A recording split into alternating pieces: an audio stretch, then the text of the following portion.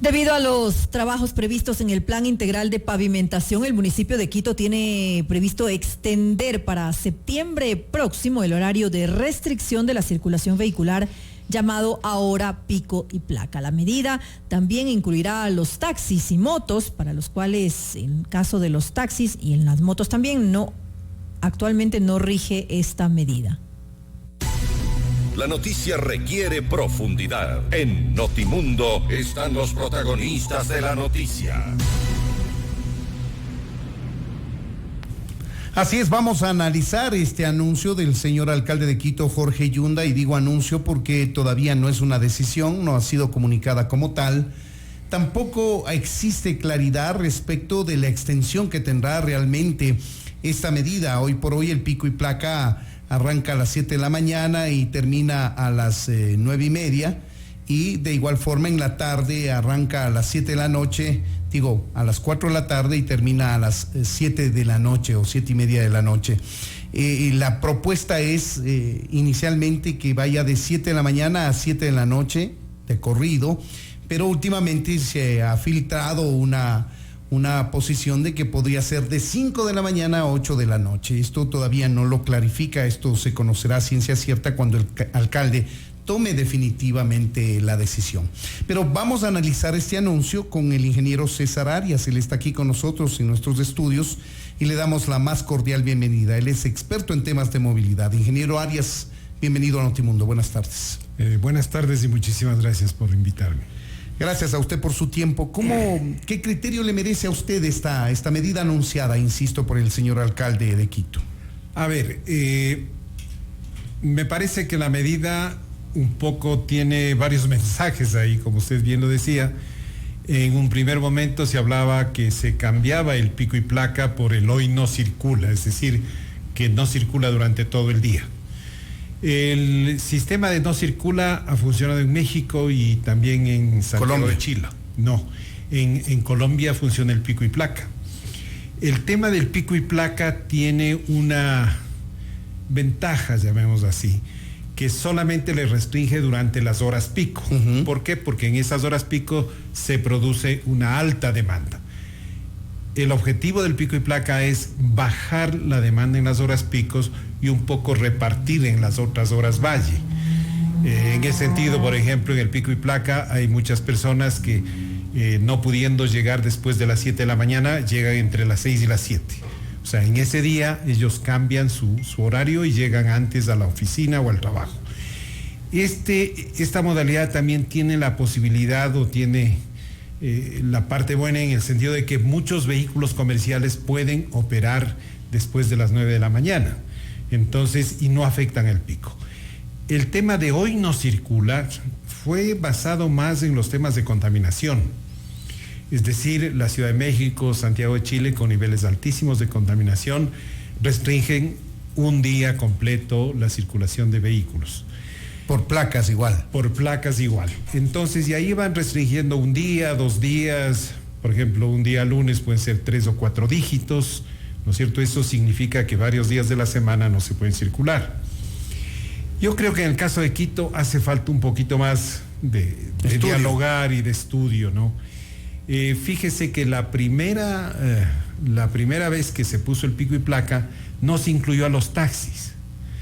Entonces esto fue un error garrafal, primero en contra de una política municipal de fortalecer el transporte público, derivó en una política municipal de fortalecer el sistema de transporte de taxis. Entonces, como resultado de eso, el mejor negocio para los taxistas fue salir en las horas pico. Y obviamente en las horas pico nosotros vemos que hasta en las vías principales, hasta el 40% del tráfico está constituido por vehículos amarillos. Ciertamente.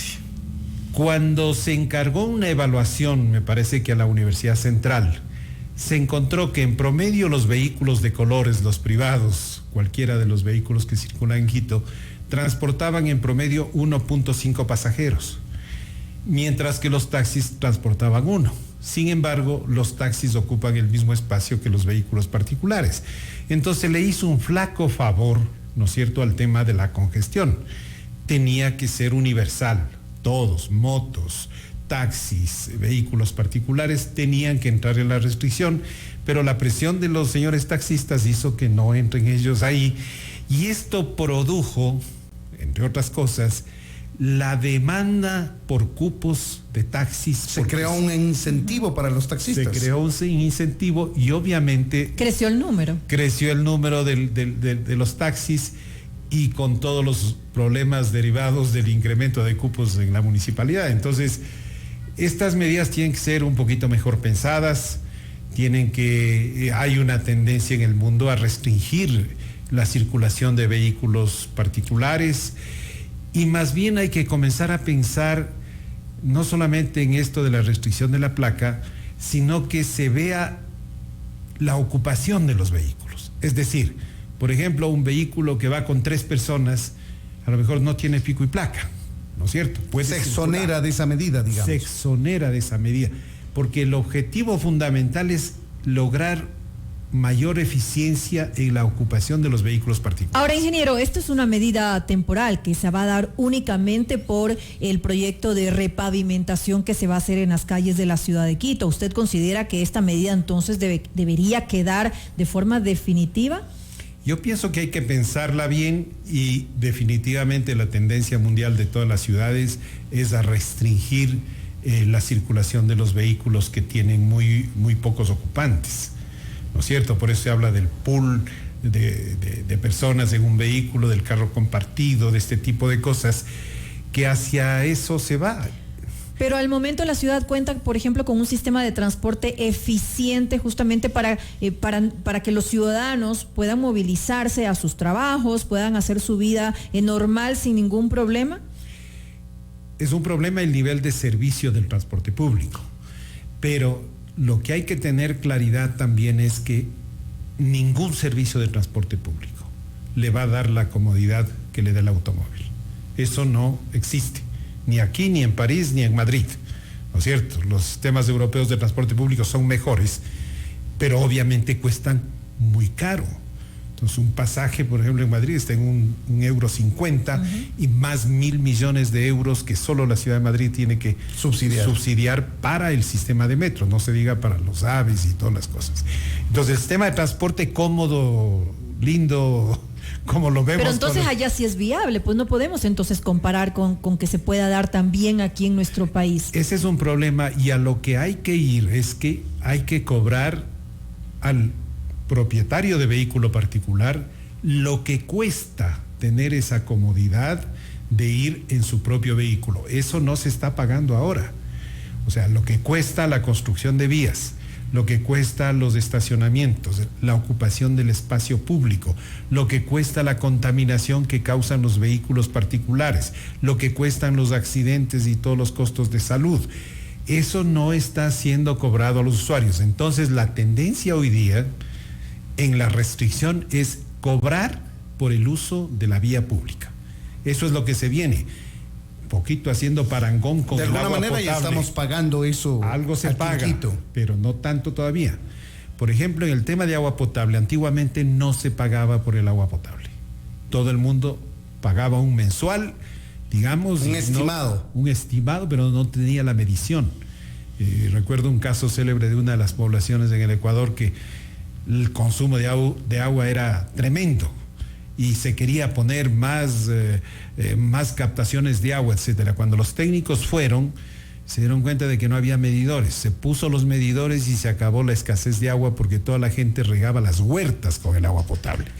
Cuando no se cobra, hay un desperdicio del recurso. Las vías son un recurso escaso, ¿no es cierto? Y está sirviendo más o menos al 30% de la población. Que tiene vehículo propio. Que tiene vehículo propio. Y un poco la congestión soslaya los principales problemas de transporte. Por ejemplo, ¿qué pasa con la gente que se queda sin transporte público porque por los niveles de congestión los buses no pueden regresar a seguir tomando pasajeros de los barrios?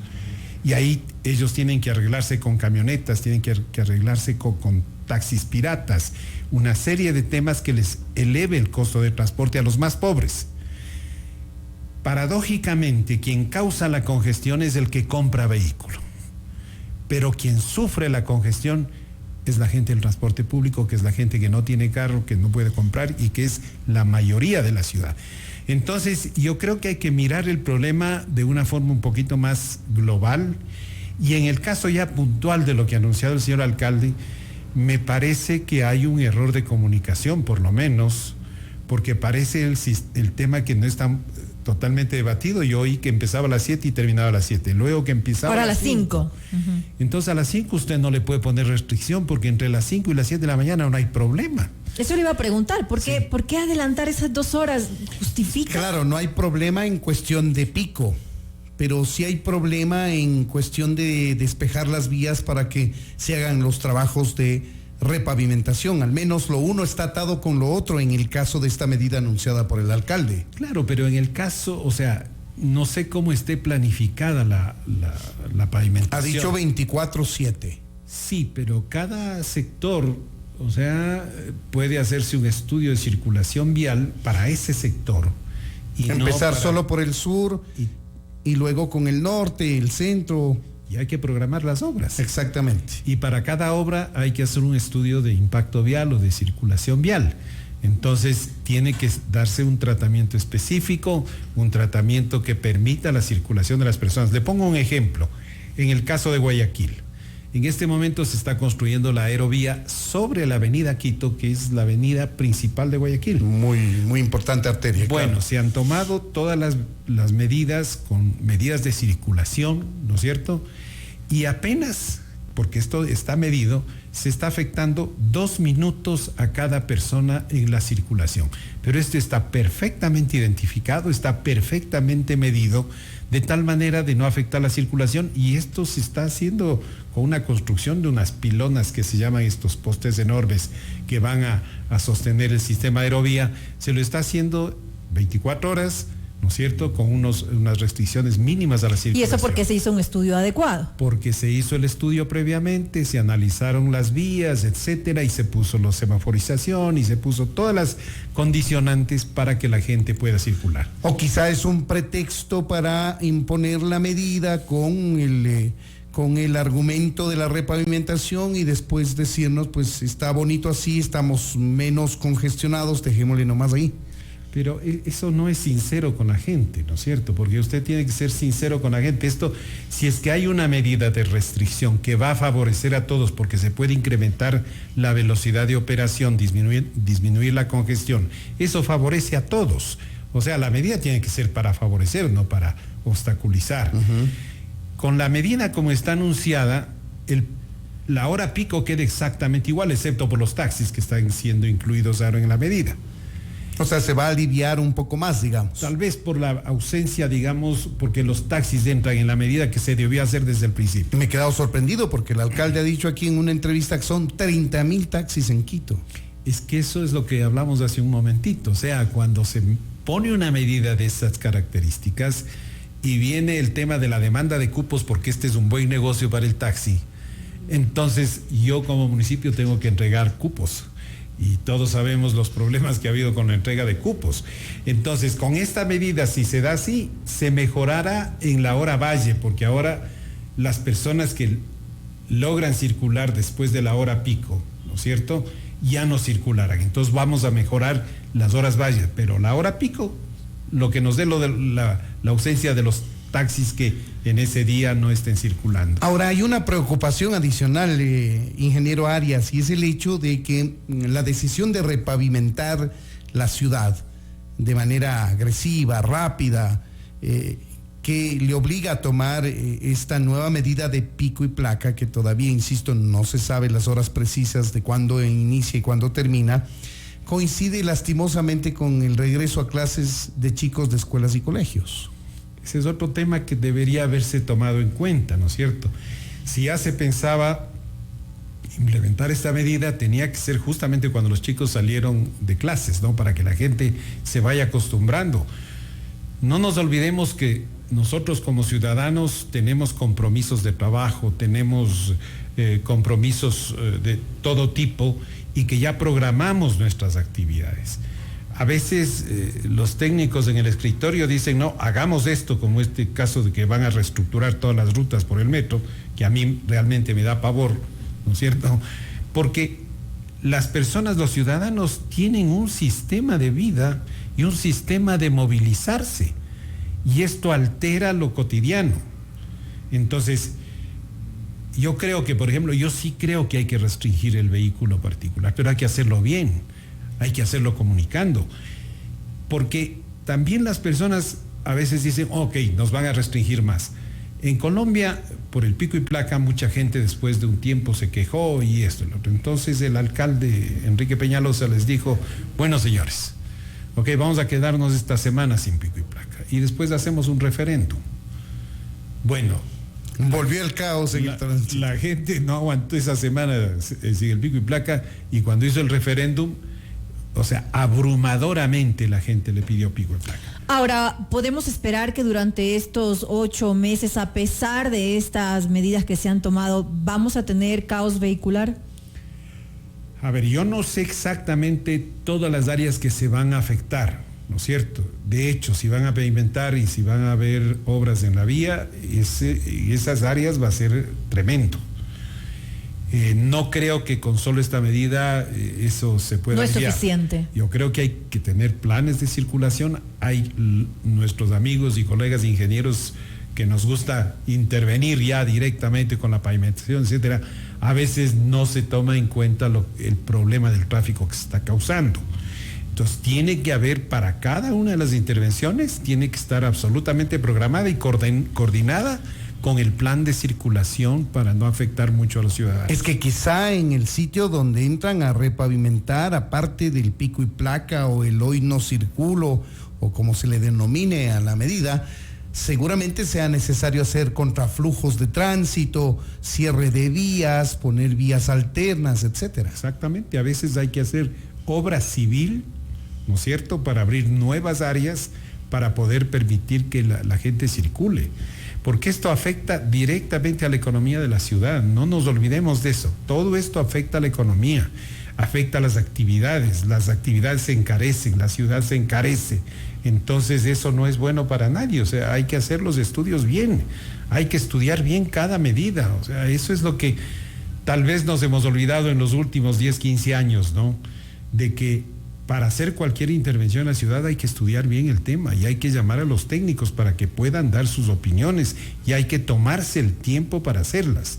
Y una vez que esté todo listo, entonces ya podemos sacar la medida.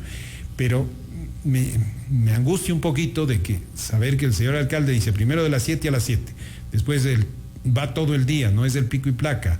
Luego oí también, no, va a ser solamente la mañana.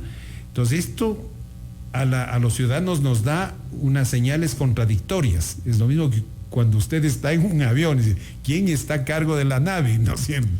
Tiene la cosa clara, nos va a decir exactamente qué es lo que tenemos que hacer y nosotros como ciudadanos tenemos que colaborar, pero tienen que darnos instrucciones claras y razones claras para poder hacerlo. Y nos deja ver también que la medida no está estudiada a fondo como usted está sugiriendo precisamente. Ese es un tema muy grave, porque si los ciudadanos no confían en su líder, de que está haciendo la cosa bien estudiada, de que tiene razones, porque a lo mejor me afecta, pero yo como ciudadano digo, sí me afecta, pero estoy dispuesto a colaborar por el bien común de todos, porque veo que está claro el tema, ¿no? Pero si hay claroscuros ahí, la gente se pone recelosa, y con razón. Ahí tienen ustedes, amigos oyentes, este es el punto de vista autorizado del ingeniero César Arias. Él es experto en temas de movilidad y nos ha dado su criterio sobre este anuncio del señor alcalde de extender, al menos así lo vamos a dejar, el pico y placa que actualmente rige con ordenanza en la capital de la República. Queremos agradecerle al ingeniero Arias por habernos atendido. Muchas gracias. Esto es Notimundo, amigos, siempre bien informados.